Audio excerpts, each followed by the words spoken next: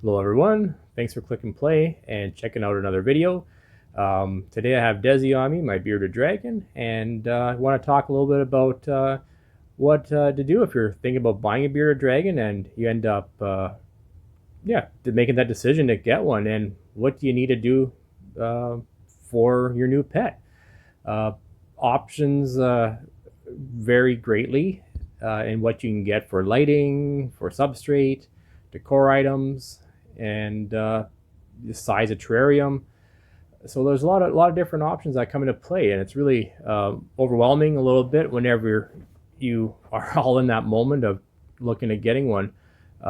My suggestion, the most important thing is being prepared, not just on a whim going and picking everything up at the same time when you're at the store with purchasing your bearded dragon. Always a great idea. Something I did, not saying it's the best idea, but I highly recommend it. And there's definitely benefits is getting your terrarium set up ahead of time. I have actually not the one behind me. That's the upgraded tank, but I did get just a regular 40-gallon breeder size tank 2 days ahead of time. Got it set up. Temperatures I dialed in. It's the you want to be accurate with your temperatures, your distance for your UVB, and all those things play a key role in the health of your new pet.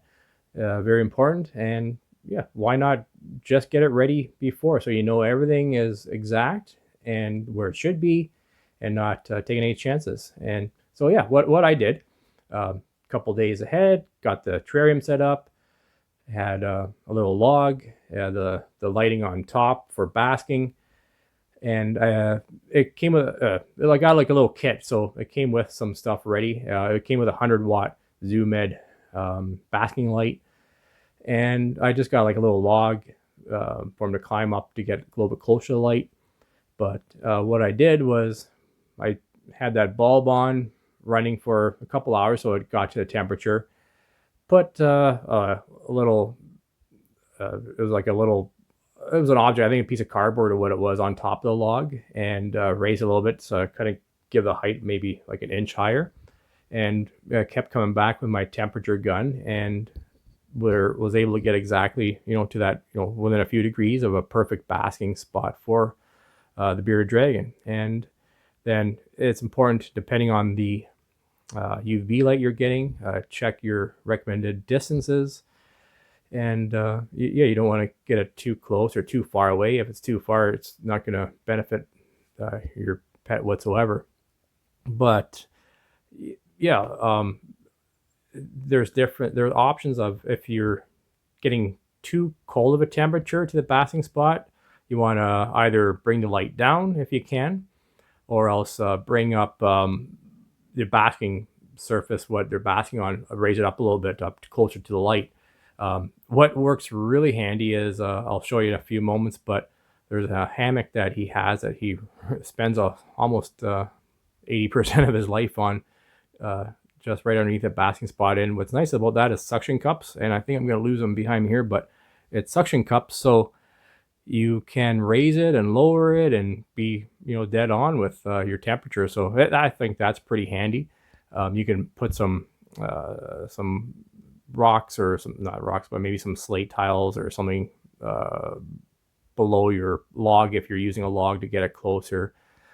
But yeah, again, important to get your temperatures accurate, because they do require a good, there is a good temperature to be able to digest their food and function. So next thing is, yeah, once you get your lighting, see some people starting off with 20-gallon, not knocking that, but you're going to be upgrading into a 40-gallon or bigger once they grow a bit. And they don't take long to grow. They eat a lot when they're young, and they grow pretty quickly.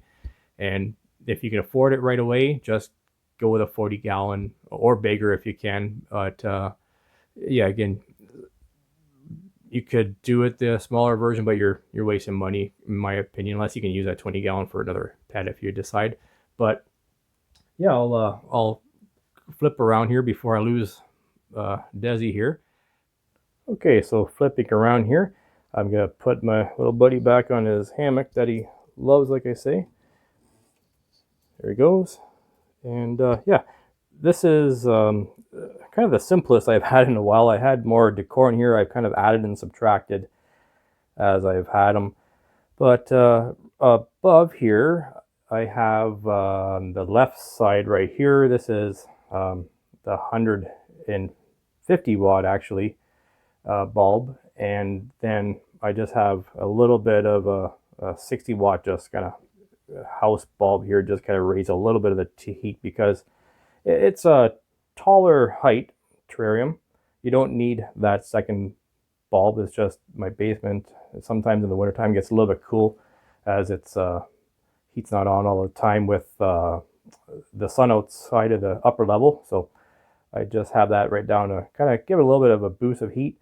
And then the cool side here, they can get away from the heat if they need to kind of thermal regulate and cool down.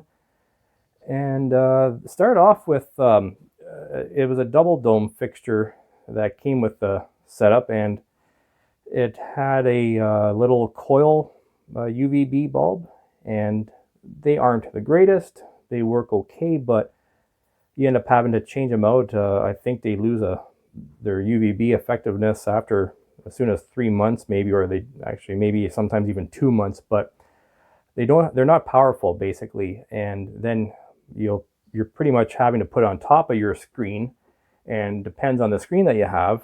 This has a larger screen opening, you can see, so not so bad. But most terrariums, I'll slide over to my other crested gecko here, you can see how fine the screen is there. It's like it blocks a lot of UVB basically. The more tighter together the mesh is, the more it blocks UVB.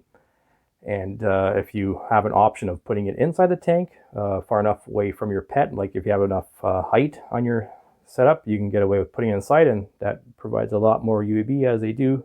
They're desert animals, so they do need a little more powerful UVB. And so my upgrade, I went away from the coil UV bulb up to a strip light. This is a T5, it's going to wash out the camera, I'm sure, but a T5 high output Sun Blaster ballast, and you can get them from ZoomEd and other companies, but Sun Blaster is a little bit cheaper and it's kind of more geared towards house plants and grow plants. But I had an Arcadian bulb in there, the 12% that went out, and I couldn't find another one, so in a pinch I got a ZoomEd, and I thinking it's pretty similar anyways. But these can go up to about 10 months maybe before you have to swap them out.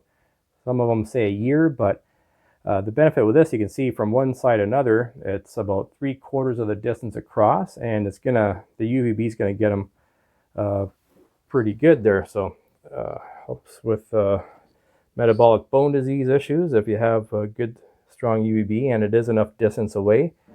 This has a reflector on it, so again it puts all the UVB down and covers the terrarium nicely. Yeah, so it's up to you what you want to use for substrate. And I have a Repticarpet, which pros and cons to it seems to be, after trying a few different ones, this is kind of what I use, and it's a bit of a pain to clean. But the key with the Repticarpet is you want to make sure you're washing it frequently so bacteria doesn't build up. If you watch one of my other videos, I go over cleaning solutions. I use chlorhexidine to kill the bacteria in this here, so it's safe to put back in, rinse it well, and yeah, spot clean as needed, because they like to poop all over the place, these guys. So yeah, that's not again covering absolutely everything. It's just more or less trying to help out those people that are looking at purchasing a bearded dragon, and looking at what to do. So again, the biggest thing I could recommend is setting up the terrarium enclosure days before you bring your pet home. Get the temperatures right, the basking distance right.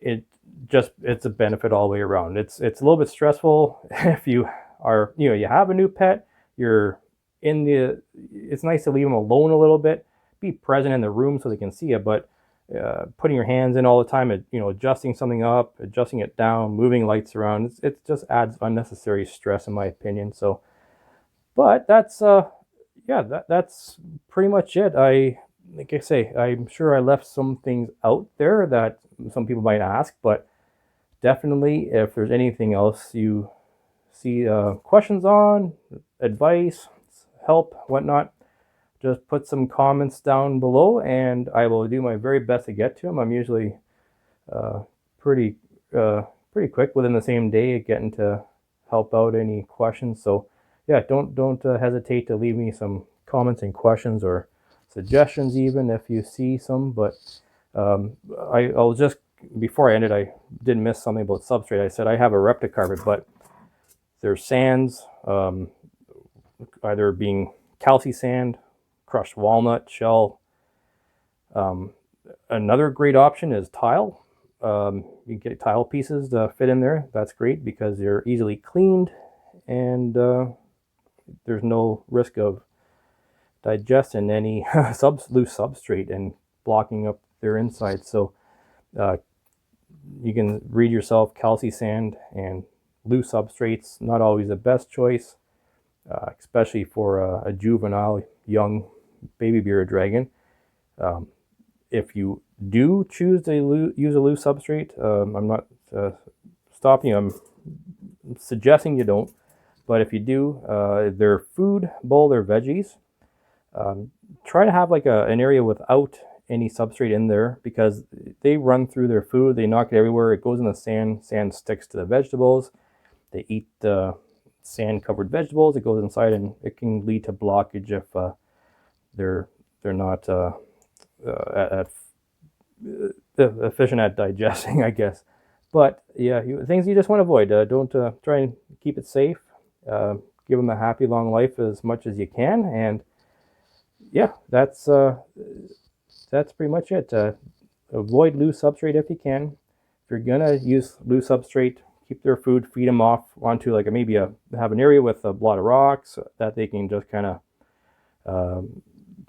have some spillage over with their vegetables, and yeah, keep it safe. So anyways, thanks for watching, and yeah, like I say, any questions, leave them down below, and I'm glad to help. Have a great day.